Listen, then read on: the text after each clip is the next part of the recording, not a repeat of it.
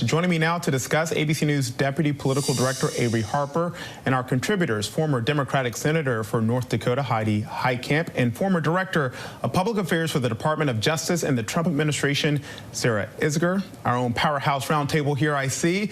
Good to see you all. Avery, Republican Liz Cheney also reached out to Wyoming Democrats and independents, urging them to switch party affiliations to vote for her. Could that actually save her? Right. Well, Wyoming voters had until about 2 weeks ago to switch their party affiliation. And sure, theoretically, it could bump her up a little bit in the polls. But you have to understand that Republicans far outnumber Democrats and independent voters in the state of Wyoming. I mean, you heard John Carl say just a little bit earlier that this is a state where former President Trump won by one of his widest margins. So the likelihood of this swinging the election, this primary in her direction, is highly unlikely. And we know, Sarah, that Liz Cheney brought out the big guns. Her father, the former Vice President Dick Cheney, was part of one of her campaign ads where he called Trump a coward. With that loyal base of supporters for the former president, did that ad have an influence over voters knowing that this is not Dick Cheney's Republican Party anymore? I mean, I think obviously, as you said, there's no one more famous in Wyoming probably than Dick Cheney at this point. But the question is, will that actually translate into support for his daughter? There hasn't been a lot of evidence in the data we've seen so far. I don't expect to have any big surprises tonight. But when you talk to Republican voters, even those who don't like Donald Trump, they still don't want to see Liz Cheney win re-election tonight. They say that it's really her myopic focus on Trump alone, that she doesn't do enough to talk about inflation, the failures of Joe Biden. And so they think that it's not that she stood up to Donald Trump, it's that she is focused so solely and entirely on hitting Donald Trump to the exclusion of Democrats that has really frustrated down the line Republicans. And Heidi, Cheney's final campaign ad had a stronger national tone. There's buzz that she may run for president if she loses this race. Where do you think she goes from here? Well, she doesn't go away. I think that that's the first thing everybody needs to understand. She believes deeply in her core that what needs to happen is a cleansing of the Republican Party. She's going to stand with people like Governor Hogan and begin that process within the Republican Party to try and bring some common sense back and try and move the party away from Donald Trump. The question is, can she be successful?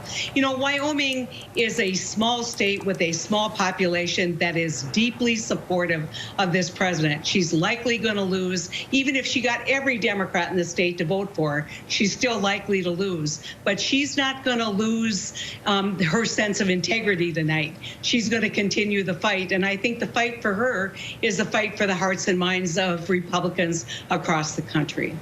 Former Senator Heidi Heitkamp, longtime Democrat, are you speaking in support of a staunch Republican with the last name Cheney? You know, I was asked by a bipartisan group of women which race I was following the closest. And I said, I'm following the Cheney race the closest. And this was probably about 5 months ago, because I thought if Liz Cheney can win in Wyoming, it will have broken the fever, the Trump fever in the party. It's not likely she's going to win. I think it's going to take the midterms and a lot of Senate victories over candidates that Trump endorsed that may be very helpful and will help propel her in her work to try and change the minds and the hearts of her fellow Republicans. I gotcha. All right, let's move to the last frontier. Avery, Alaska, a familiar face, former governor and one-time vice presidential candidate Sarah Palin is back on the ballot running for Congress in a special election. She's been critical of the state's new ranked choice voting system. What's at stake in this Alaska special election, and how does the voting system work there?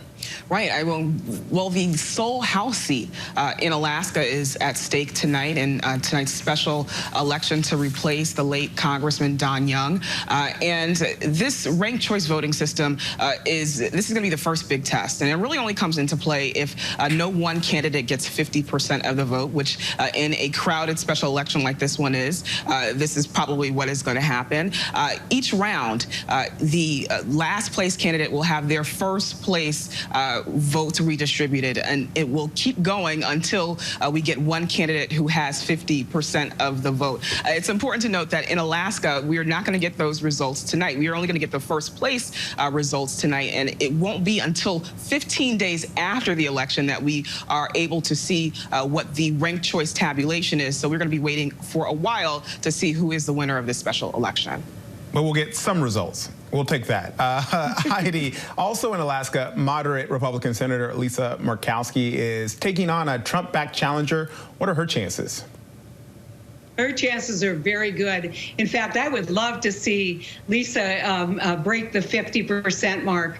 She was one of my closest allies in the United States Senate. She's an amazingly talented politician. She overcame a Republican primary loss last time or the time before that and ran as a write-in. You would never count her out, and I think that the final four voting definitely works to her advantage because she didn't have to compete in a solely Republican primary. So I think Lisa's on her way to victory. I don't think there's really any serious contention from the Democratic Party, and I don't think there's enough Republicans that will vote her out of office. So good for Alaska. They're sending at least one great woman back to the Washington, D.C. Sarah, let's go big picture here. What do you think these races tell us about the direction of the Republican Party? Well, as we're nearing the end of primary season, we certainly have a lot of data to look back on in terms of the influence that Donald Trump has, the direction of the Republican Party, and the realignment between the Republican Party and the Democratic Party. What looks to be a lot on educational lines, those non-college educated voters moving over to the Republican Party, while college educated voters have moved to the Democratic Party. At this point, the Democratic Party has a larger margin with college educated voters than it does with non-white voters. Fascinating, as we see, for instance, non-college educated Latino voters vote more and more to the Republican side as the Republican Party becomes more of a multiracial coalition.